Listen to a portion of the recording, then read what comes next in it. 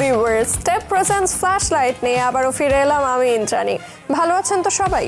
Hollywood থেকে ঢালিউডের latest কিছু updates রয়েছে আজও শুধুমাত্র আপনাদের জন্য। চলুন তাহলে শুরুতেই দেখে নিই এন্টারটেইনমেন্ট ওয়ার্ল্ডের কোথায় কি হচ্ছে তার এক ঝলক।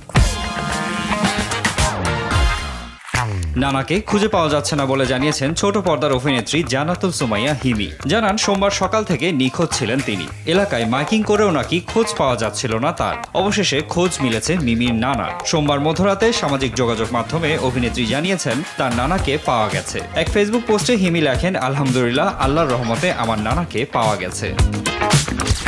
The man from nowhere, A brand new life এবং দ্য নেইবার সিনেমায় অভিনয় করে বিশ্বজুড়ে পরিচিতি পাওয়া কোরীয় অভিনেত্রী কিম সে রন মারা গেছেন। 24 বছর বয়সী এই তারকাকে কোরীয় চলচ্চিত্রের জনপ্রিয় শিল্পীদের একজন হিসেবে বিবেচনা করা হয়। তার মৃত্যুতে কোরীয় চলচ্চিত্র ইন্ডাস্ট্রিতে শোকের ছায়া নেমে এসেছে। তবে কী কারণে তার মৃত্যু হয়েছে তা এখনও উদ্ঘাটন করতে পারেনি পুলিশ। ছবির মহরত হয়েছিল 2022 সালে। শুটিং শেষ হয় পরের বছর। তারপর কেটে গিয়েছে আরও একটি বছর।